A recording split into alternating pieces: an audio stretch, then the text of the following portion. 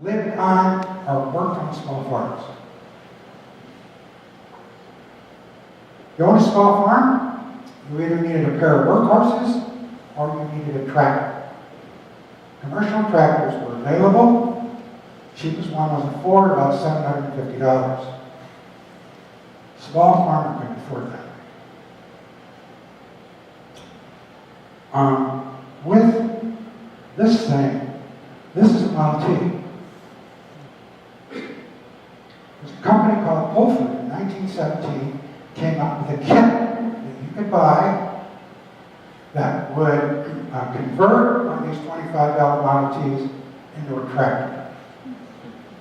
One of the reasons I love to talk about this, I've driven one. I actually spent a day plowing the field with one. I still plan year to year when they talk about it. I could not believe how good a tractor it was.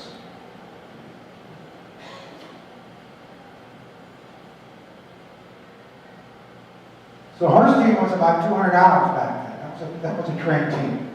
Tractor version kit, you can buy one for around $175. I've seen some on priced as low as $150. Most of them are around $200. Each horse required 5 acres of land to be used every year to grow food for the horses, for each horse. So if you had a pair of workhorses, that was 10 acres of your farm that you had to give up just to grow food for the horses. So, yeah, that was 10 acres that you were giving away of your land. Oops. With this tractor now, you can get rid of the horses. Now, one of the things they advertised with the kit was it's not moving, it's not eating. And which is not insignificant. You live in Michigan, you're a farmer, and you've got 2 horses. There's 3 months out of the year, we've got this thing called winter. Horse can't do anything for you. Maybe a sleigh ride every now and again, but most farmers didn't have time for that. So, there's 3 months out of the year, you're just feeding and taking care of that horse. With this kit, you didn't have that problem, that 10 acres. Put in a cash crop, these things pay for themselves almost overnight. Okay, bonus round is over. Any questions?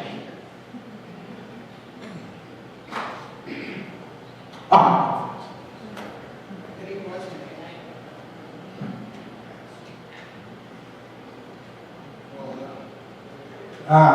Well, okay.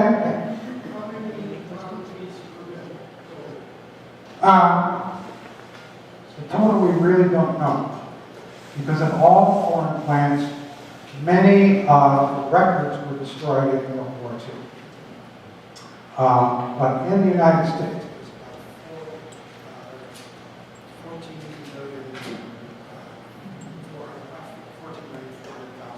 in that neighborhood. Now, there are all these other plants. So the number that people will generally offer is 15 million cars. And it's probably not a bad number altogether. Any other questions? Got one guy over there. Yeah, back. And a lot of these foreign plants, where did they source all their materials? I know Ford tried to control his markets. Wonderful question. All these additional plants, where did the parts come from? Well, the overseas plants, particularly Britain, Henry Ford had an edict that if you could source a part to a local company that can provide the same quality as the parts he was providing, plus the cost of transportation. So there was some wiggle room for these local companies. You could buy, or you could source the parts locally. But, any of you ever heard of the Rouge plant? Rouge plant built its first car in 1928. When the Rouge plant originally originated, they built that they built sub chasers for World War I for the government. And it was a whole new experiment. Henry Ford had this property he was looking at in Gilmore. He wanted to buy it. The Dodge brothers, who were original investors in the Ford Motor Company, and the other investors said, wait a minute, you're putting too much money back into the company. We get some of that. So they stopped from buying the land. World War I started. The government went to Henry Ford and said, this new process of yours, Mr. Ford, this moving assembly line thing, could you build us some ships for that? And Ford people thought about it, and they came back and said, yeah. So Ford says, I got just the place. It was down off the Rouge River in Gilmore. What is now the Rouge plant was originally a plant built to build ships for World War I. And as a part of that, because they were ships and they couldn't take them across land, to get them there, these were big ships for sub chasers. They had to dredge the Rouge River, and they had to put a big turnaround in front of the plant so that they could get the boats in and out and get material in and out. Henry started making these ships. And he did what he said he was going to do, pretty much. They were a little bit behind schedule, but not bad. And then World War I ended. The day the armistice was signed, Henry Ford called Washington. Now, they had built about 60 of the boats. I think the contract was like for 90. And he said, you really don't want the rest of these boats, do you? And they thought it over for about 30 seconds and said, no. Thank you. As a part of the agreement, when the government built the original Rouge plant, after the war, they had to sell it back to Henry Ford. So Henry Ford now had himself a low-cost, massive assembly building with it all dredged out so ships could come in and out. The first thing that happened in that plant is they put in a body shop for Model Ts. And then they built engines, and then they built transmissions, and then they built all kinds of parts. Those parts were not just for Highland Park. Highland Park was making parts for some of the other plants. Those parts were being sent all over the world. One of the problems they had was the plant in Yokohama. Yokohama has a very shallow harbor. So they actually, when the plants came into the Yokohama plant, they would have to park the ships outside of the harbor, send smaller ships out, download onto them, and then bring the parts in with the shallow brass ships. So yeah, the Rouge itself was a very interesting concept, and when they went to the Model A, they converted everything. Highland Park remained building engines until World War II. Then it was used. Okay. Any other questions? Yeah. I know it's estimated that it produced some 15 million Model T Fords. Are there any estimates or figures that tells how many four-cylinder engines of the Model T variety was built? All I can tell you is there were days they built 10,000 engines. And the engine was used, a lot of companies used them for stationary engines. And then there were replacement engines. So yeah, I have no idea what that number would be. It'd be massive. You had a question here. Yeah, do any of the Model T tractor conversions still exist where the general public can see them? Excuse me, I didn't understand that. Do any of the Model T tractor conversions still exist or you can see? Yes, we have one at the cap. Let's see it, come on down.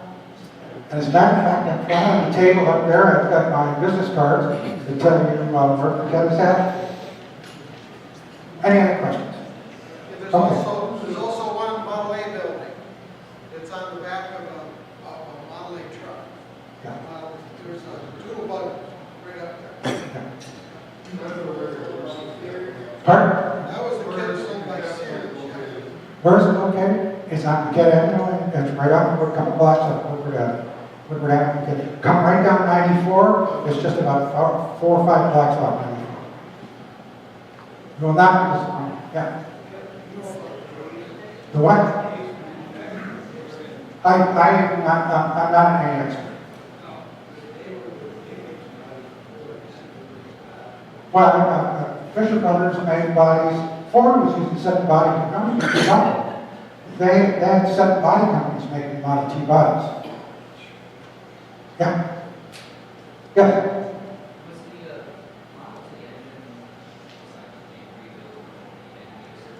Yes, it was designed to be easily maintained. And I've seen advertisements from mechanics that would rebuild your engine for $10.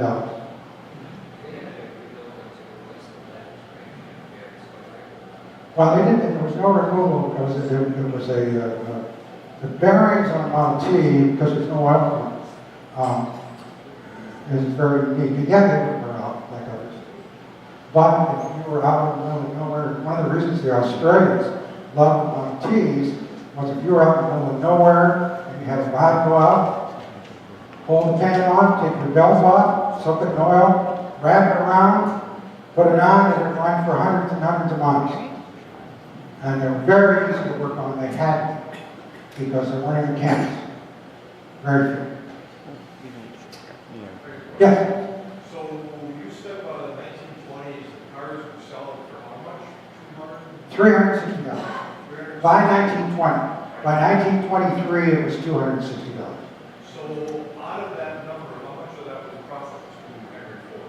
I've seen some of the, it depends on the year, but around $10 or $20. No, that was, pumping on. 1927, he became the wealthiest man. So the idea didn't want to do that. Anybody else? Folks, it has been a walk. I love coming here.